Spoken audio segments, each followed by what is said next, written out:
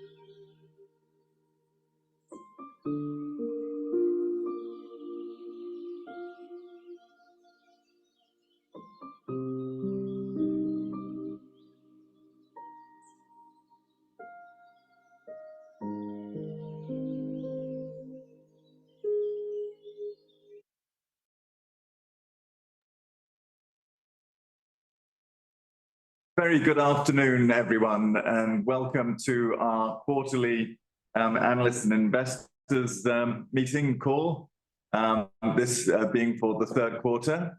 For those of you who are regular attendees of this, you will realize you have with you myself, Stephen Thomas, the CEO, and my colleague, Rashid Ali, the CFO. Good afternoon. You've seen from our quarterly results and our chairman's statement that has been issued along with it that we continue to give you a consistent story this year, that this is a year where our actual results are sort of in transition and therefore similar to the prior year, principally because of the hiatus of projects in Duqm, where last year we had significantly higher occupancy, and this year, as we've been reporting to you along the lines between projects, we're at a lower level of occupancy, but of course still remaining a bit positive from that project.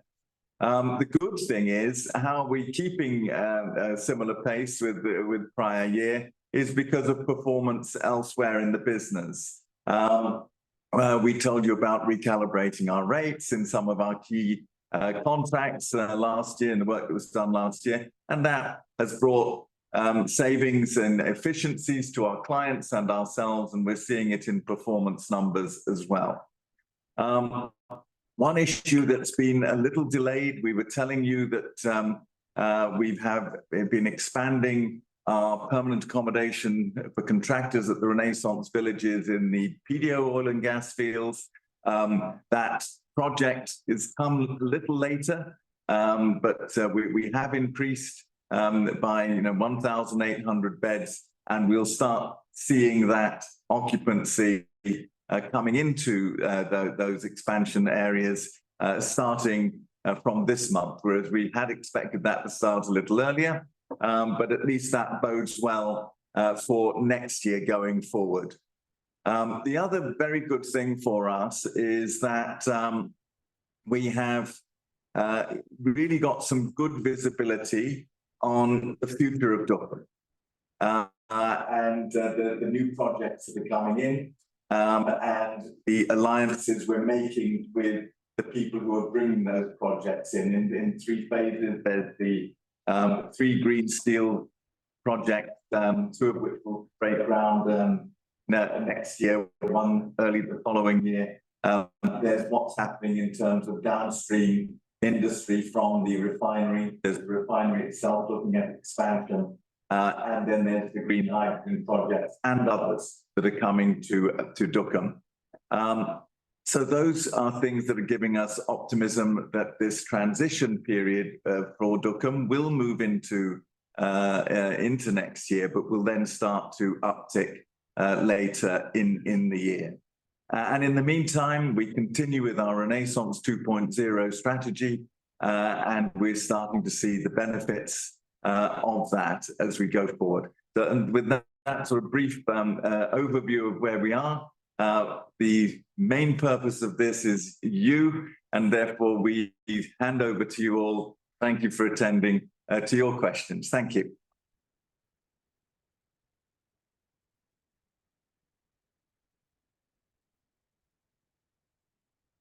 Hi, Amrit, you have a question? Yeah, hi. Thank you for taking my question. So just wanted to understand what is the current occupancy level in both RSVD and PAC. Yes, so the current occupancy level in RSVD is around 5,000. And the current occupancy level in the Renaissance villages is around 7,000 across the system, and that will now start rising as people come into the expanded facility. And Amrit, just to, I know I keep saying this, and just to give you that comfort on all the work that has been done at the Dukum facility in terms of, our ops excellence program coupled with our cost rationalization. Today, as we stand, we are EBITDA positive even at a 3,800 level and are PAT neutral at 5,000. I know Steve said the occupancy is 5,000. He's talking about as of today, but as of for Q3, occupancy is just south of 5,300. Sure, thank you. Just one more question. So, can you tell me what would be like the rough value of the contracts that you have now on your catering and others services segment? And I also remember, I think the last call you had mentioned that you're in the last round for contract with NAMA for smart metering rollout. So just wanted to know what is the status on that. Thank Yes, so we have got actually 3 very exciting projects that we have competed for. Of course, we have to wait for the results of that competition. We're never so arrogant to assume that we will win, but our understanding in all 3 is that we are still very much in the picture and a serious contender in each of the opportunities. So the status, as and clients quite rightly go into silence once you've got the bid in there. So we have had a 3-day session with NAMA, with our entire team, having to present and discuss our solution. So that has been a very, very useful 3 days. And that has included us bringing in our technical partners like Tata Power and Fluent Grid with us, talking through the solutions. Those 3 days went very well. So I think we're through the technical evaluation, and we must now be patient while the client looks at the commercial evaluation. And to answer your first question, Amit, the order book is just south of 100 million. Sure, noted. Thank you so much for your time.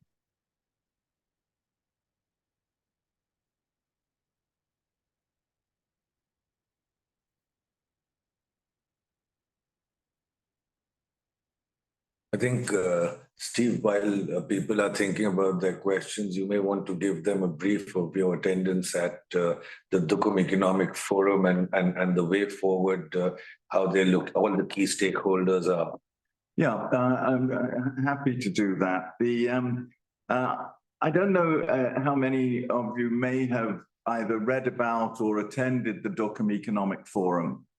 From the business's point of view, it was exceptionally well attended by the leadership levels of course, government, but also the leaders of current businesses in Dukum, the refinery, the dry dock, the port, and all others, as well as all the leadership teams of the new projects that are coming in.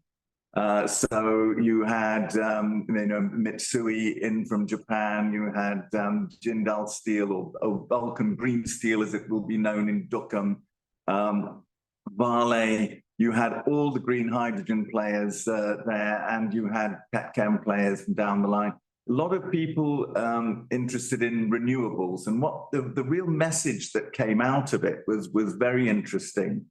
This is great for all of us, for Oman as well as for Dukum, is that Dukum is proving to have a unique blend of qualities. for attracting industry that wishes to improve on their green credentials. Because the first thing that you need to have in place, let's take the green steel. Why are they lining up 3 projects to come into Duqm? Is you need to have the gas allocation at an attractive price to make sure that you can start your industry and go through the transition as more and more renewable energy becomes available. But then you have companies like BP who are testing the potential of wind power around the world, coming to the forum saying, and guess what? Duqm is coming out absolutely top of that list in terms of potential for capturing wind power. Of course, we're blessed with sunshine as well here, so the potential on the solar side is there, and the CSAD and OPAS have allocated huge tracts of land for renewables and solar, as well as for green hydrogen, some 200 square kilometers. So for that reason, the only thing that makes steel, which is one of the, a huge contributor to the current polluters, nearly 10% of carbon emissions come from steel production around the world. And green steel can only be green if it has a really attractive volume source of renewables. And so that's why they're coming, because they see Duqm as well placed to give them gas feedstock for the transition, as well as a number of renewable projects coming, both current technologies and future technologies as the green hydrogen develops. And Duqm is seen as a unique place to really attract the green industry projects of the future. So I think what came out of the forum is we can expect much more than just green steel projects coming down the line. And I think the whole thing was very good news for Duqm and for Oman, and of course, for our project going forward. I mean, we can see, by 2024 us filling up, and we can see by 2025 the demand being significantly higher than our capacity.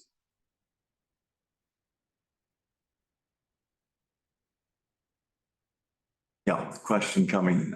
Hi, Ali. You have a question? Yes, gentlemen, good afternoon. How are you? I Very hope well. And yourself? Okay, I'm fine. Thank you very much, and thank you for the invitation. I had a question. In the beginning, you mentioned in terms of the occupancy. I don't know if I missed it. Was it in terms of percentages also shared, or just numbers? Maybe I missed the percentage.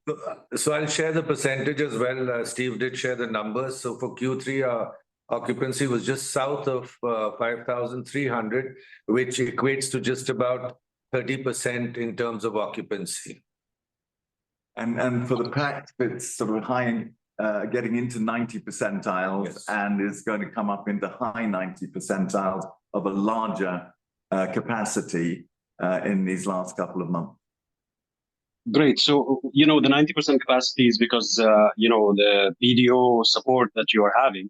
I think the same support in Duqm is not available. Would you kind of, try to maybe give us an idea if that similar support kind of comes in from Duqm? Because that is, for me, obviously, this is one of the major things that might, that will definitely help increase the occupancy. Just wanted to see if anything happened there. Absolutely. And, we had, and we told you about some problems we had during some of the early projects in Duqm, where some employers were breaking CSAD's rules by putting people out in occupancy conditions that do not meet the International Labour Organization standard, which is the minimum standard required for Duqm, in order to make sure that we're compliant, or the projects are compliant with international financing requirements, foreign direct investment attraction, and so on. And that's why strategically for the government and for OPAS and CSAD, they're absolutely determined that people should comply with that minimum standard. and it's, which is good for their business as well. And this is unfortunately the point that some employers, some contractors don't appreciate. So what has happened is where we've seen there was some leakage out in the earlier projects, the authorities are 100% behind us. They are physically removing camps that had been set up. You can see the bare land there now where camps stood before.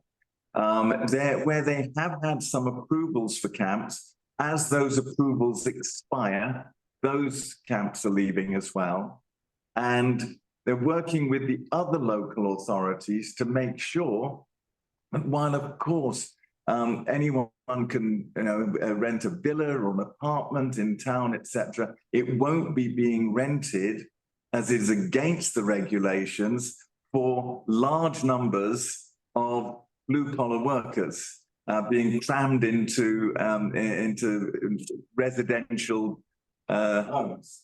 So the authorities are very much in support for us, and we actually really want to thank them for how they've got behind this. And it's even this is something that has been discussed in cabinet in terms of the importance of maintaining this standard.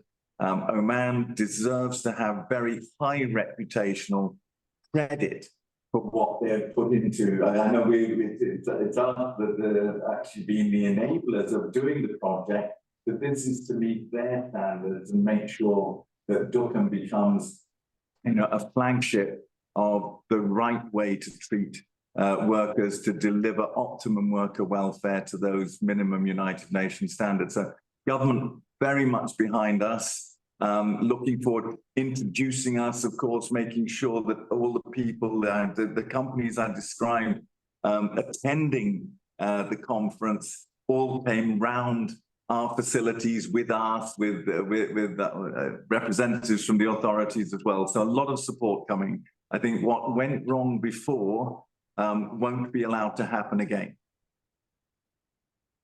Okay, thank you very much.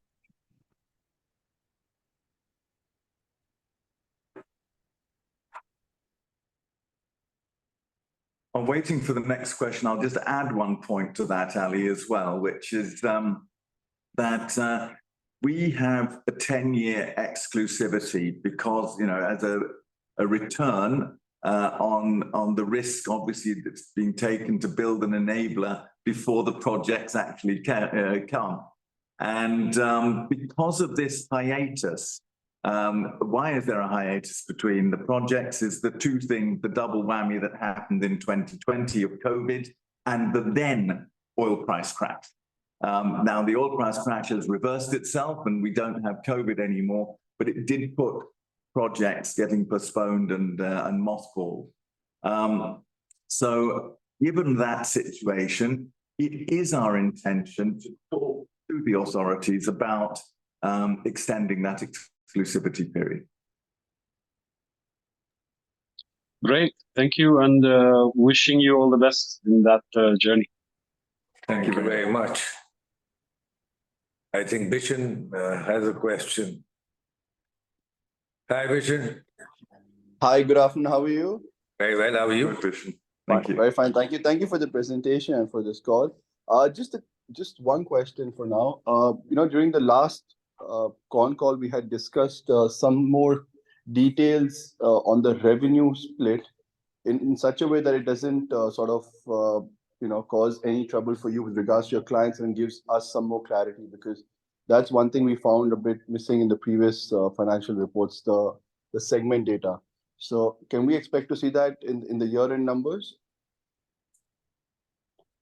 See, I'm not going to promise anything. I think we gave you several indicators to figure out our segmental information.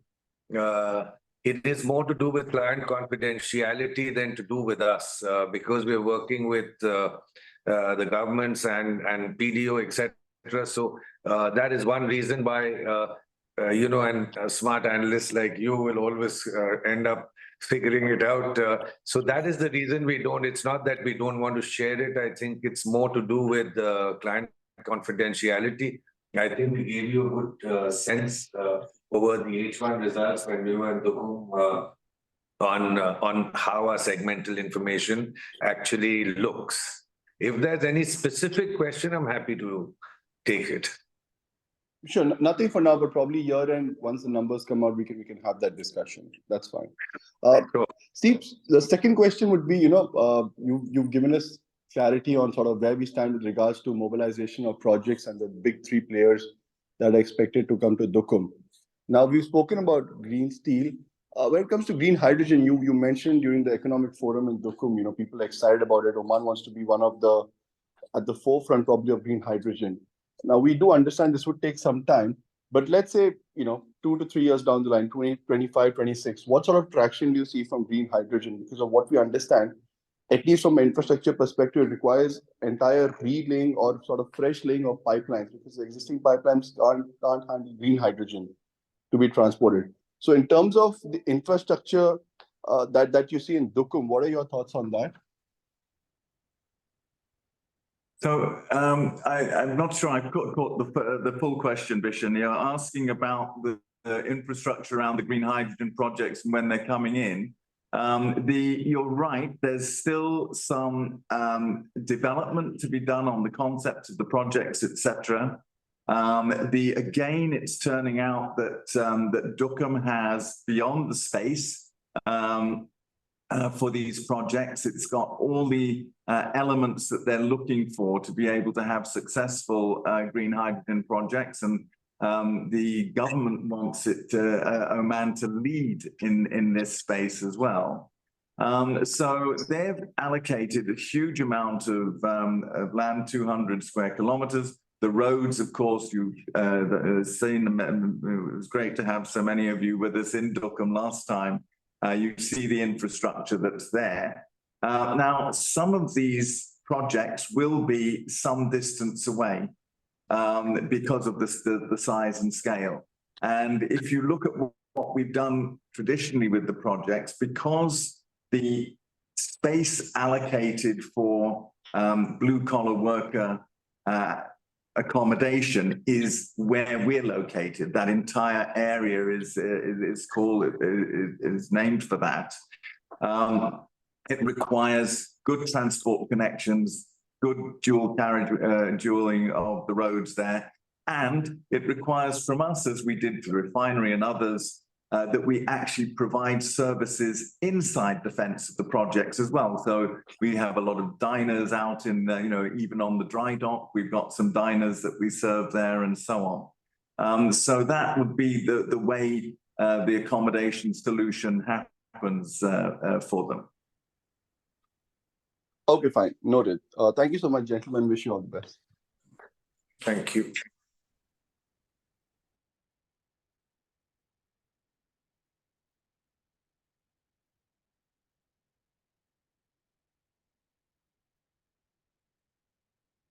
I think, Steve, you've given such a good opening statement that no one has any further questions.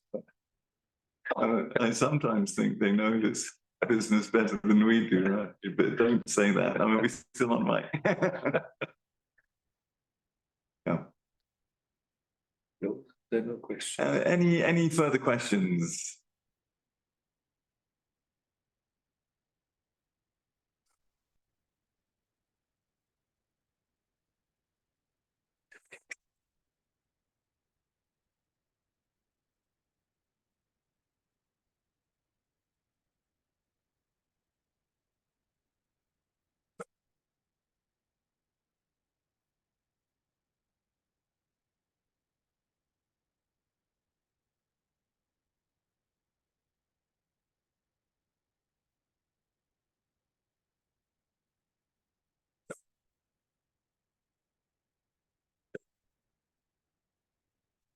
Yeah, just to give people a couple of minutes in case somebody wants to come back with a question, and if not, it's pointless us holding you back for the sake of it. But on the softer issues, I'd like to sort of reassure you that what we've told you, our board is passionate about us implementing Renaissance 2.0, which is about future-proofing the business and creating those platforms and opportunities for exponential growth. And so a lot of work continues to be done in terms of innovation, digitalization, automation, looking at what is new best practices, new ways of providing the services. Of course, it requires a good look at operational excellence as well, making us more efficient in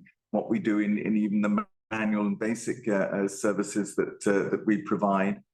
So all of those things are going well. And of course, we're very much a people business. We employ nearly 10,000 people. And so it's very much about how we're looking at that youth element, making sure we've got young imaginations. So you've seen that the Youth Shadow Advisory Board has been formed, so that where we're making sure that we're getting that 20-something mindset and imagination coming into the ideas that we generate for future potentials and so on. And looking very much at, without having quotas, getting more and more female colleagues in at every level and making sure that we're a very safe and happy place for our female colleagues to work. And all those softer issues are, a lot of work is being done. And you'll see some of it in some of the communications that we've put out. But I think it's worth mentioning that these things are a journey and they're not an event. But that journey is really picking up pace. So I'll now, after that little interlude, just check if there's any more questions.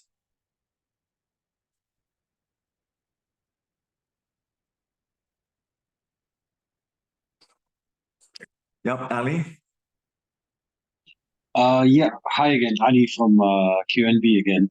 Just a question on this 2.0 journey about the cloud kitchen concept. How many restaurants have you onboarded to your platform until now? So far, we are still in the discovery phase, and we continue to make sure that we first upskill ourselves should we embark on this journey to move into the B2C space. So it's still in the discovery phase, and once we are ready, we will let you know in advance that we are good to go. Yeah, I mean, in the meantime, the actual brands that we have inside the company that we've developed on site in places like Dukum, we have our Snack Shack, which is the sort of international food brand. We've got Chai Ho, which is our sort of Indian street food brand, proving very popular on the sites. And those would be when we do make when we make that move, these would be some of the brands that we bring with that as well. And Ali, we just want to make sure we get it right. We don't want to go just for the purpose of being there in that space. We want to make an impact. We want to be purposeful in when we go to market with that. Great, thank you very much.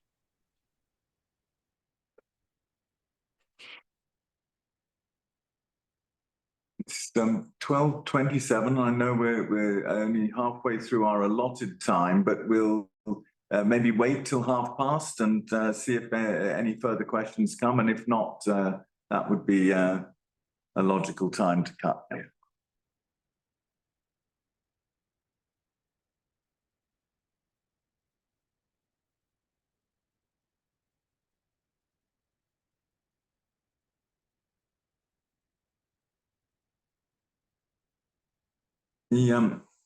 I'll add one thing that in terms of new things that we're looking at is that we are finding some very interesting opportunities in PPP.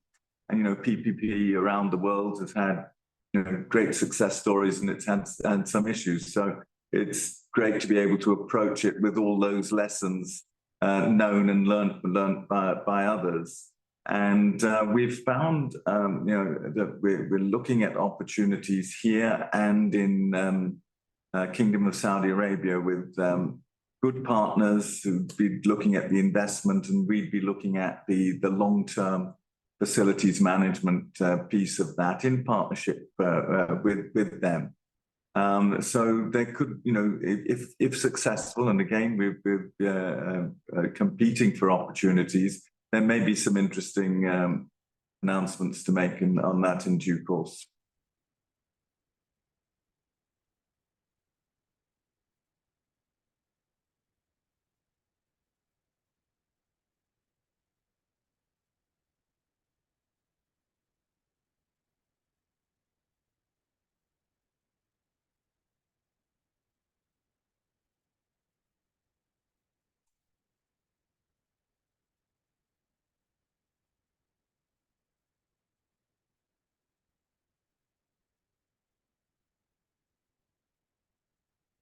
Well, it does seem that that's it for the questions today. We're just having one last scan up and down.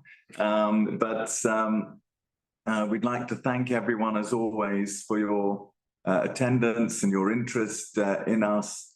And we hope, even if there's short sessions like this one, that they are informative and helpful for you.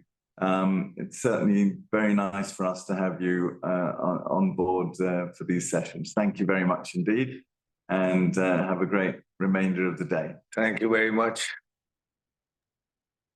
Thank you, gentlemen. All the best.